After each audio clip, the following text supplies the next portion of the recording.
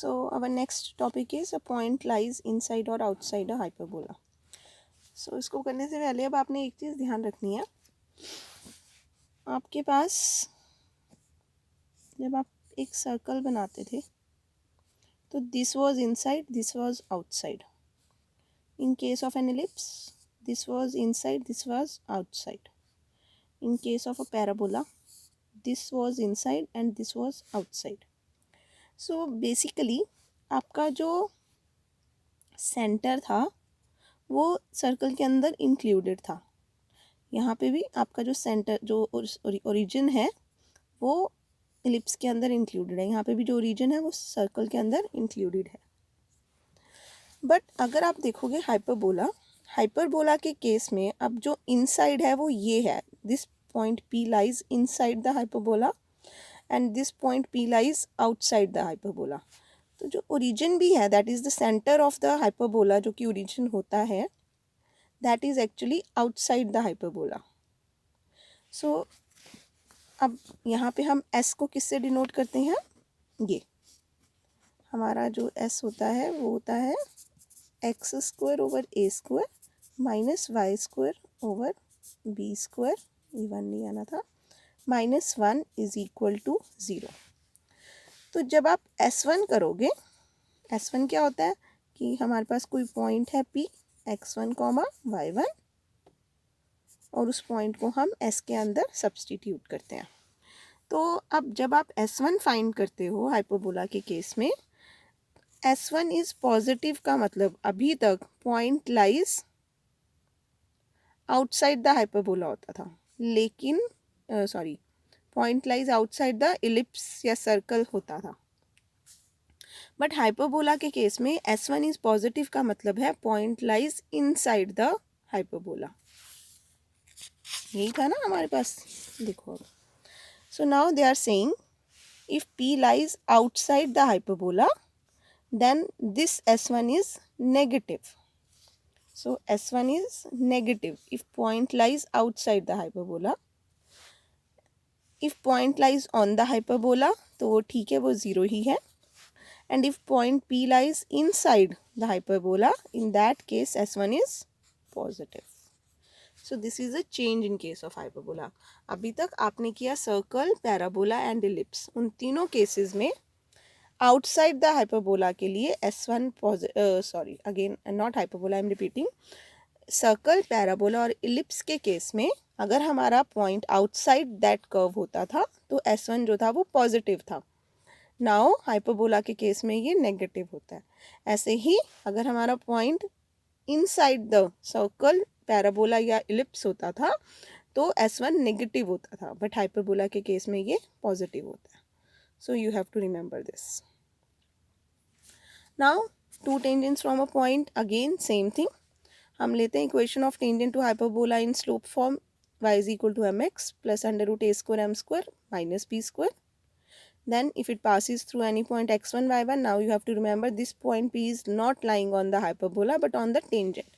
कि हमने जब एक हाइपरबोला की कोई टेंजेंट बनाई तो ये स्लोप फॉर्म में है हाइपरबोला और इस टेंजेंट के ऊपर कहीं पे भी पॉइंट x1 y1 है, not on the hyperbola but on the tangent. तो वो टेंजेंट की इक्वेशन को सेटिस्फाई करता है. ये सेटिस्फाई करा के हम स्क्वायर रूट वाली टर्म को एक साइड रहने दिया और फिर स्क्वायरिंग कर दी. स्क्वायरिंग करने के बाद सॉल्व किया तो ये हमारे पास क्वाड्रेटिक इन एम स्क्वायर की इक्वेशन आ जाती है, which gives us to values of m.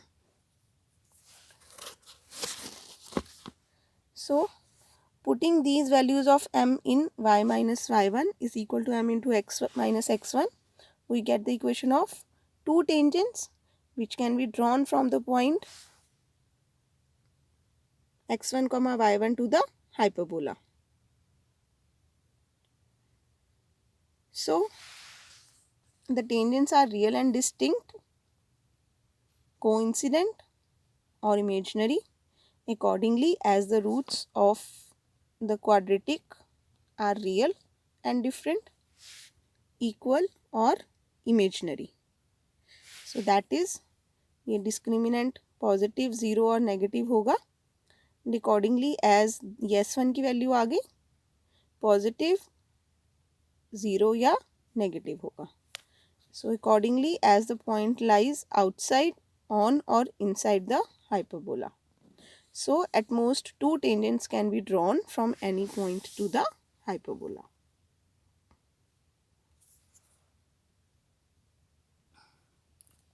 So next hyperbola के केस में फिर डायरेक्टर सर्कल आता है. That is the locus of point of intersection of two perpendicular tangents to the hyperbola. तो हमने ले लिया let y is equal to M x plus under root a square M square minus b square be equation of any tangent to the hyperbola. If it passes through the point x1 comma y1, then ये x1 y1 से पास करवा के under root को एक side किया, squaring की, और ये क्वाड्रेटिक इन m बन गई.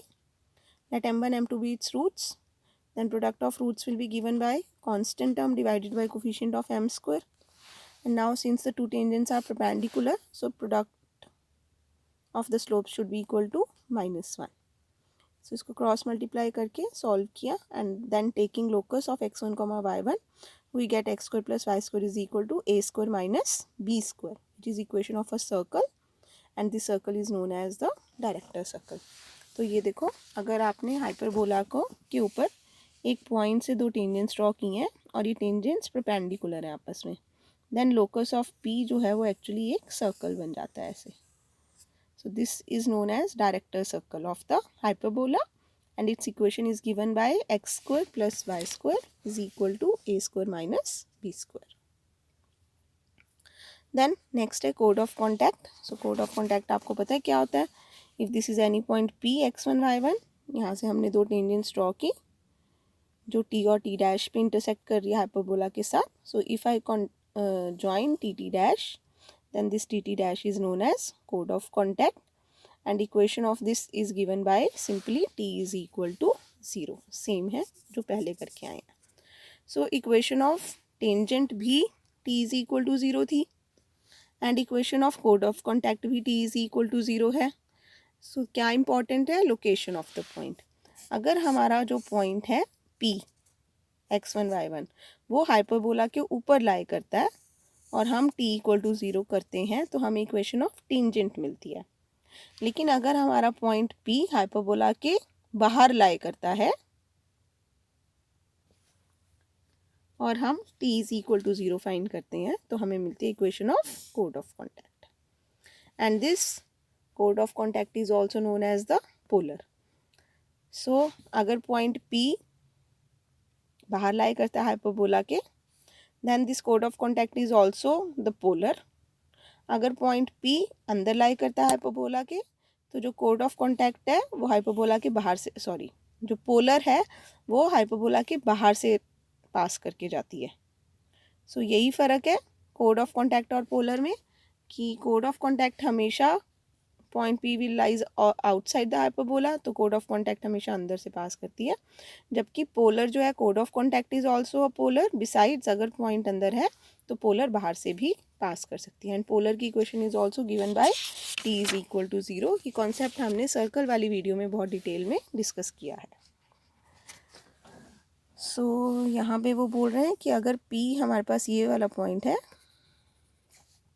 Then its polar will be given by again t is equal to zero. t is equal to zero से ये मिलता है हमें. नेक्स्ट है pole of a given line. तो आपको पता है पोल कैसे फाइंड करते हैं. अगर हमें लाइन की इक्वेशन गिवन है, हम ले लेते हैं let x1 y1 be the required pole. Then equation of polar is given by t equal to zero. Now एक इक्वेशन ऑफ पोलर हमें गिवन है और एक हमने फाइंड की. So both the equations are representing the same lines. So comparing the coefficients, ये coefficients को compare करने से हमें x1 और y1 की वैल्यू मिल जाती है. That is the required pole. So same है जो अभी तक आप सर्कल, पैराबोला और इलिप्स में करके आए हो. अब जो है s चेंज हो जाएगा हमारा. यहाँ पे s जो है वो that will be the equation of hyperbola only. Reciprocal property क्या होती है कि polar, if polar of P with respect to hyperbola passes through point Q, तो Q की पोलर P से पास करेगी. This property is known as reciprocal property and the polar lines of P and Q will be the conjugate lines known as the conjugate lines. So इनको आप reading कर लेना. Condition of कॉन्जुगेसी कैसे find करते हैं वो आप ये आर्टिकल पढ़ लेना 21, आपको समझ आ जाएगा. नेक्स्ट है equation of pair of tangents. So अब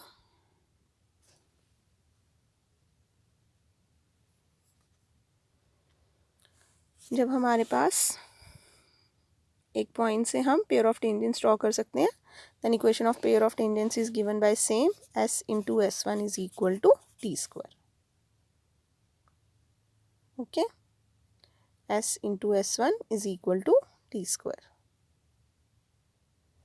नेक्स्ट है इक्वेशन ऑफ कोड in terms of its middle point. So अगर आपको पी क्यू आर की इक्वेशन फाइंड करनी है such that P X one Y one is its mid point, then equation of कोड is given bye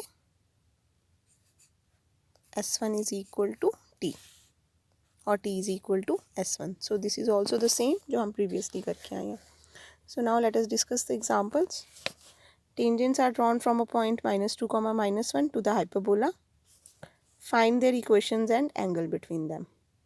तो क्योंकि इसमें अलग अलग इक्वेशंस बोला है तो they are taking the equation of tangent in slope form. ये होती है equation of tangent in slope form.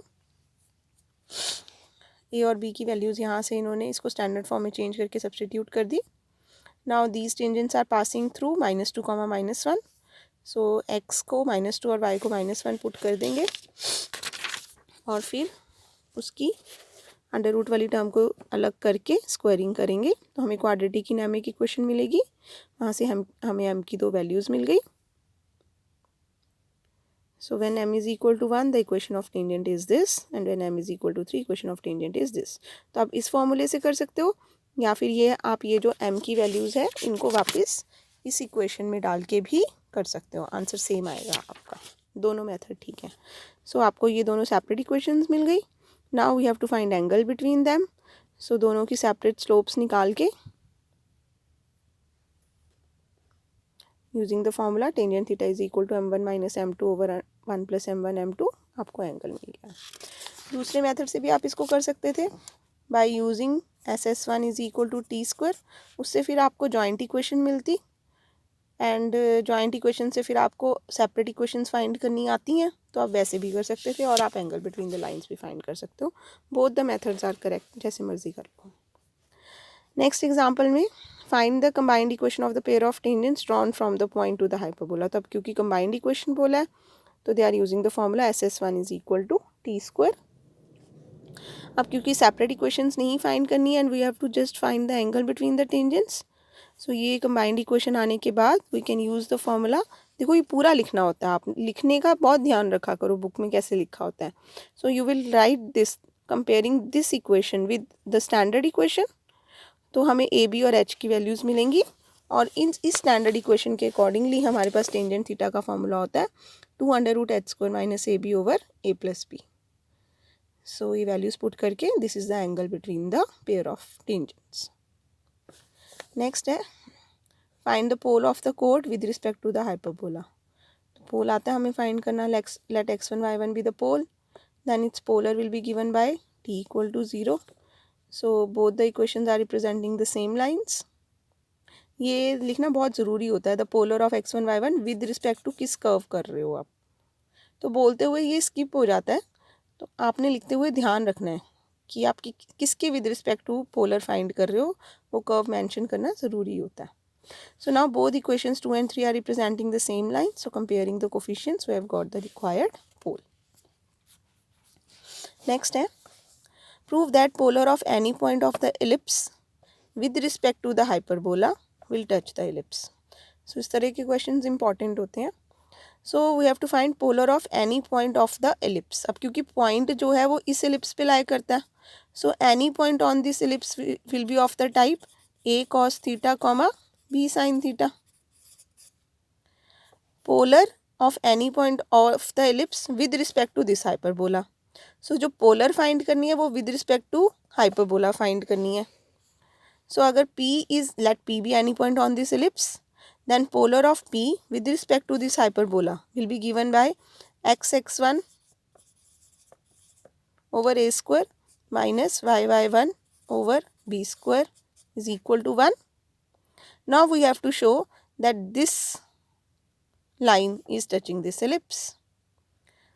तो उसके लिए हम क्या कर सकते हैं, इसको मैं y is equal to M x plus C form में चेंज करना चाहूँ तो क्या हो जाएगा, minus y by b is equal to minus x by a cos theta plus 1,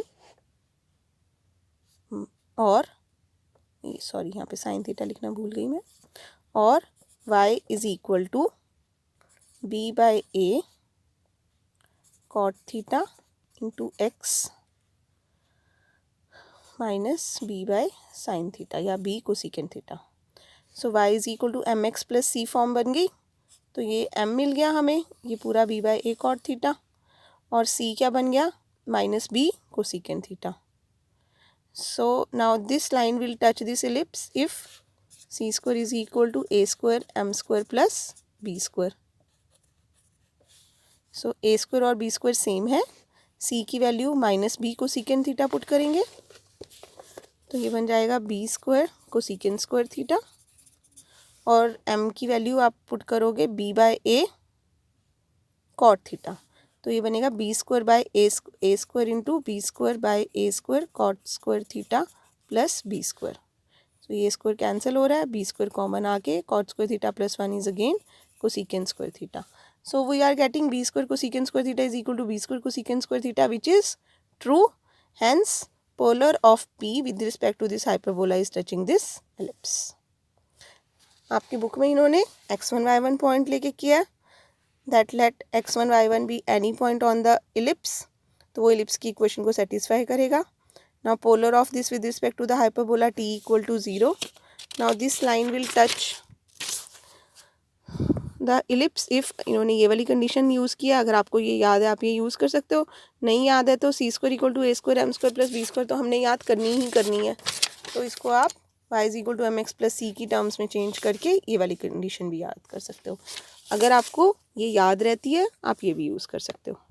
सो इन्होंने जब ये कंडीशन यूज़ की है तो डायरेक्टली हमें ये मिल गया which is true by number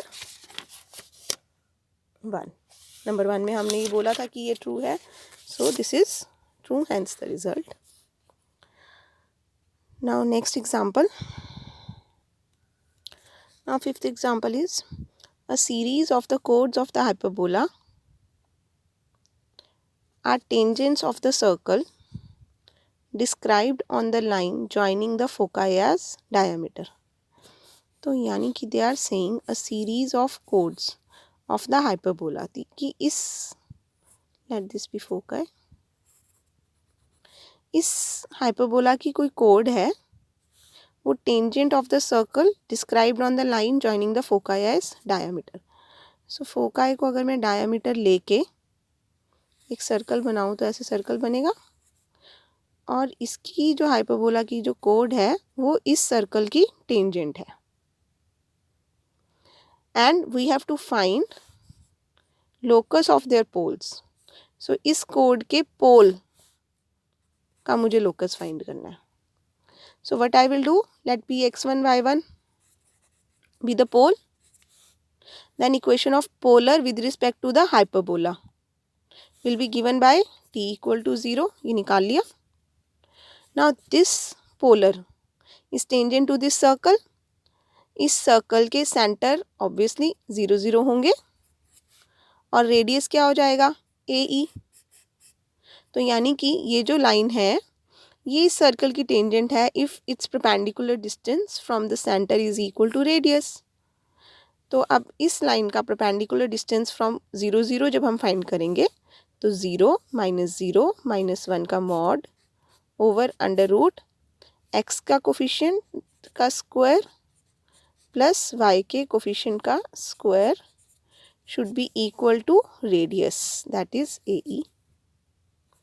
तो ये वाला रिजल्ट जब मैंने यूज़ किया, अब इनकी स्क्वायरिंग करके इनको जब आप क्रॉस मल्टीप्लाई करोगे तो आपके पास ये आ जाएगा। यहाँ पे प्लस आना था, ये माइनस गलती से लिखा है। So now taking locus of x1 comma y1, जो आंसर है उसमें e नहीं है क्योंकि, तो इसके बाद e स्क्वायर को एलिमिनेट करने के लिए ये रिजल्ट यूज़ कर दिया और इससे ई एलिमिनेट हो गया. Now taking locus of x1 comma y1, this is the required answer. इन्होंने जो कंडीशन यूज़ किया, अगर आपको वो कंडीशन लर्न है तो आप डायरेक्टली ये यूज़ कर सकते हो. नहीं तो सर्कल के केस में बेस्ट वे यही होता है that a line is tangent to the circle if perpendicular distance from the center is equal to radius.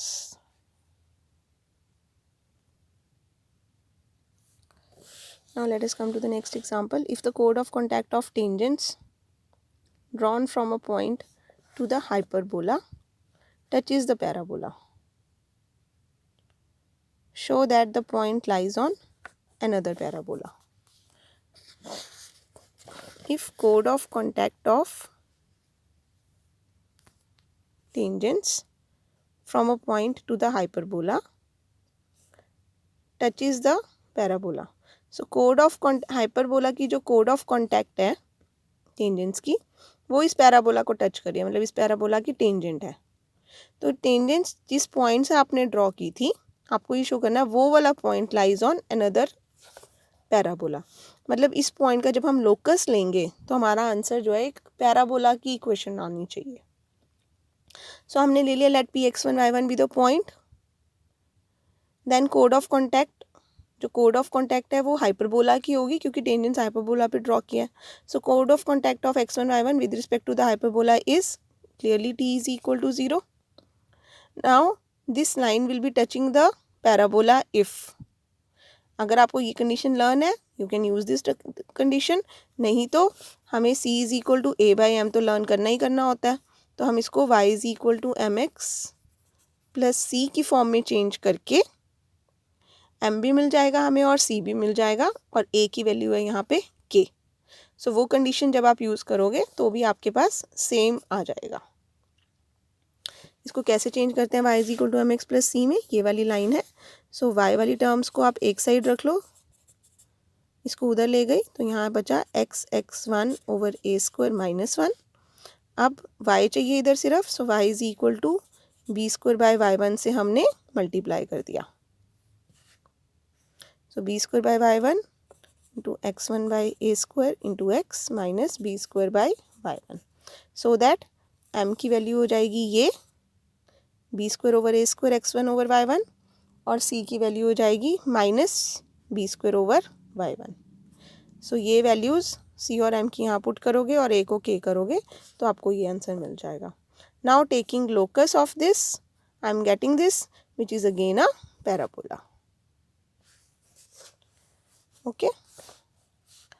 Next है show that locus of mid point of chords of the hyperbola. आप क्योंकि mid point का locus लेना है तो हम ले लेंगे let x1 y1 be the mid point of कोड. देन इक्वेशन ऑफ कोड is given by t is equal to s1. Okay.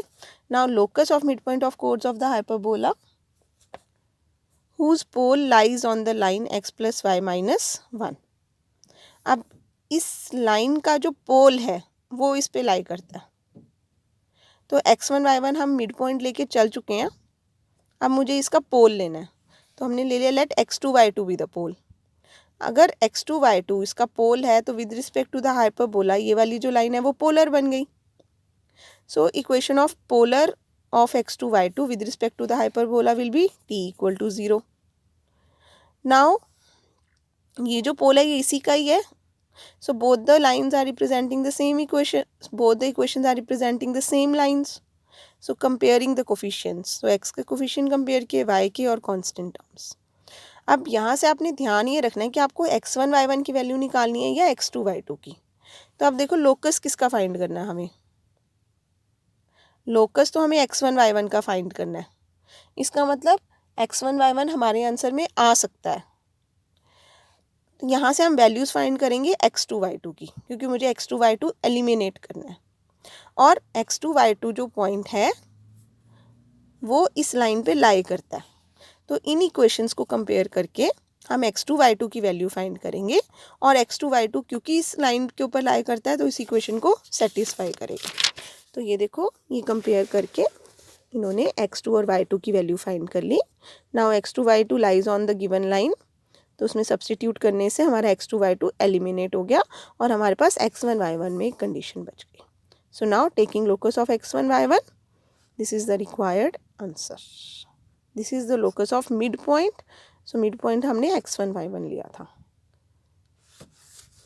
सो ये चीज़ें थोड़ा ध्यान से करने वाली हैं, अब ये इंपॉर्टेंट क्वेश्चंस हैं पेपर में जो आते हैं आपको। Next example, so eighth example में दे आर सेइंग वेरिएबल कोड of the hyperbola is a tangent to the circle. तो अगेन देखो यहाँ पे भी यही था कि ये जो कोड ऑफ द पैराबोला थी, हाइपरबोला थी, ये इस सर्कल की टेंजेंट थी। बट इस क्वेश्चन में हमें लोकस निकालना था उनके पोल्स का, इस कोड के पोल्स का। तो हम लेके चले थे late Px1 y1 be the पोल, और पोलर की इक्वेशन फाइंड की थी। बट इस केस में अब वेरिएबल कोड of the hyperbola is tangent to the circle, prove that locus of its middle point. अब हमें उसी कोड के मिड पॉइंट का लोकस फाइंड करना है। तो अब इस केस में क्या है, ऐसे आपने एक हाइपरबोला बनाया, आपके पास कोई सर्कल है और ये कोड ऑफ द हाइपरबोला है, तो आपको इस कोड के मिड पॉइंट का लोकस फाइंड करना है। सो हम ले लेंगे let x1 y1 be the middle point of the code, then equation of कोड is given by t is equal to s1, ये आ गई। नाउ दिस कोड is tangent to this circle, सो इस कोड का perpendicular distance from the centre that is 0 0 should be equal to radius that is c of the circle. तो जब आप इसका परपेंडिकुलर डिस्टेंस फ्रॉम 0 0 निकाल के इक्वल टू c करोगे तो आपके पास यही वाली कंडीशन आएगी। आप करके देख लेना, अगर आपको ये कंडीशन याद रह जाती है तो आप ये डायरेक्टली यूज़ कर लो, नहीं रहती है तो ये तो हमने हमेशा याद रखना है that perpendicular distance from the centre is equal to radius. So once you have got the condition in x1 and y1 taking locus of x1 y1, this is the required answer. अगर paper में prove करने के लिए question में दिया होता है तो हमारी कोशिश ही होनी चाहिए कि लास्ट स्टेप में हम उसी तरह से लिखें जिस तरह से क्वेश्चन में पूछा गया। तो इसीलिए उसने यहाँ पे सिर्फ लेफ्ट हैंड साइड और राइट हैंड साइड को इंटरचेंज करके लिख दिया ताकि वो सेम लगे। सो ये छोटी छोटी सी चीज़ें हैं जो एक्सप्रेशन में आपको ध्यान रखनी होती हैं। Now next example, from the points on the circle, so they are saying from the points on the circle tangents are drawn to the hyperbola। तो अब जो हमने पॉइंट लेना है वो इस सर्कल पे लेना है, तो सर्कल के ऊपर हम कैसा पॉइंट लेंगे, r cos theta r sin theta. यहाँ पे r की जगह a रेडियस है तो a cos theta and a sin theta. So इस पॉइंट से हमने इस हाइपरबोला के ऊपर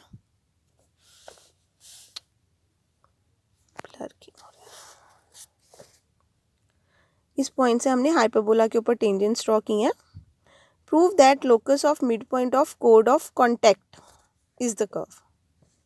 सो जो कोड ऑफ कॉन्टैक्ट है, अब जो कोड ऑफ कॉन्टैक्ट है वो तो इस पॉइंट का बनेगा क्योंकि इस पॉइंट से टेंजेंट्स ड्रॉ की हैं। उस कोड ऑफ कॉन्टैक्ट के मिड पॉइंट का हमें लोकस फाइंड करना है। सो एक तो हमने ये पॉइंट लिया a cos theta sin theta, इसकी तो कोड ऑफ कॉन्टैक्ट है with respect to the hyperbola, so equation of कोड of contact will be given by t is equal to 0। Now let x1 y1 be the mid point of कोड of contact, तो equation of कोड in terms of mid point will be t is equal to s1। So ये आ गई। Now both the equations 1 and 2 are representing the same lines, so comparing the coefficients, compare करके यहाँ से cos theta और sine theta की value find कर ली हमने। एंड इनको एलिमिनेट करना तो बहुत ईजी है because we know that cos square theta plus sine square theta is 1। So ये वैल्यूज़ यहाँ सब्सटीट्यूट करके हमें x1 y1 में कंडीशन मिल गई and taking locus of x1 y1 we have got the required answer. Next find the locus of mid point of chords of the hyperbola which are at a distance d from the centre of the hyperbola.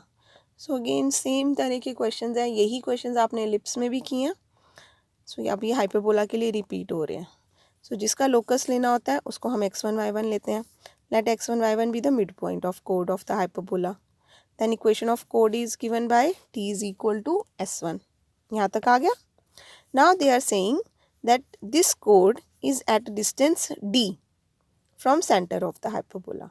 So centre of the hyperbola है 0 0, so d is equal to perpendicular distance of 1 from कोड। So ये ध्यान रखना आपने, जब भी एक line और एक पॉइंट का आपको डिस्टेंस दिया होता है ना, तो वो चाहे मेंशन करें या ना करें, वो हमेशा परपेंडिकुलर डिस्टेंस होता है। जब भी एक पॉइंट और एक लाइन का डिस्टेंस है, अब ये भी डिस्टेंस है, ये भी डिस्टेंस है, ये भी डिस्टेंस है, सो ये तो सारे अलग अलग होंगे। सो चाहे वो मेंशन करें या ना करें, they are always talking about the perpendicular distance. So now d is the perpendicular distance of the center from the chord. So इसका perpendicular distance आता है आपको फाइंड करना, 0 0 से फाइंड कर लो और इज इक्वल टू डी कर दो, तो आपको ये मिल गई कंडीशन। क्रॉस मल्टीप्लाई कर दिया and then taking locus of the mid point x1, y1, you will get the required answer. Next example. Now next is the chord of contact of tangents from a point P to the hyperbola. So P से हमने ये chord of contact बनाई hyperbola पे. Now this chord of contact subtends a right angle at the center. इसका क्या मतलब होता है कि अगर मैं इस chord के end points, जिनको अगर मैं Q और R नेम देती हूँ, को center of the hyperbola से join करूँगी, then this is given to be a right angle. ये मुझे given है और मुझे इस P का locus find करना है. Prove that locus of P is this ellipse. So let P x1 y1 be the point. Then equation of chord of contact is given by T is equal to 0. Now this chord is subtending a right angle at the center. तो आपको याद है ये क्या बन जाएगा? OQ and OR are the lines joining center, joining origin to the point of intersection of line and curve. तो अगर मैं इस लाइन की हेल्प से हाइपरबोला की इक्वेशन को होमोजेनाइज कर दूं, तो I will get the equation of pair of straight lines OQ and OR as we have done in chapter 2 pair of straight lines. So ये हमें लाइन की इक्वेशन मिल गई QR की. इसकी हेल्प से मुझे हाइपरबोला की इक्वेशन को होमोजेनाइज करना था. तो ये तो क्वाड्रेटिक है, ये भी क्वाड्रेटिक है. इसको 1 का स्क्वायर कर देंगे और 1 की वैल्यू सब्स्टिट्यूट कर देंगे. सो अब इसकी स्क्वायरिंग करके एक्स स्क्वायर वाली टर्म्स, वाई स्क्वायर वाली टर्म्स और एक्स वाई कलेक्ट किया. Now since they are at right angle, so coefficient of x square plus coefficient of y square should be equal to 0. So this plus this को जब हम 0 करेंगे, coefficient of x square plus coefficient of y square को जब हम 0 करेंगे, तो ये आ गया और ये आ गया. Now taking locus, this is the required equation of the ellipse. तो इसके साथ ये टॉपिक ख़त्म हो गया आपका. इसमें देखो नया कॉन्सेप्ट तो बेसिकली कुछ भी नहीं था. It was all a repetition of what you have already done in circle, then parabola, then ellipse, and now the same concepts are repeated for the hyperbola. So this is your exercise 7C. ये आपको exercise करनी है. अगर तो यहाँ से आप questions देख सकते हो अगर आपके पास बुक नहीं भी है तो. This is the whole exercise. आप यहाँ पे वीडियो को पॉज करके और क्वेश्चन सॉल्व कर सकते हो. And these are the required answers of this exercise. So next topic will discuss in the next video.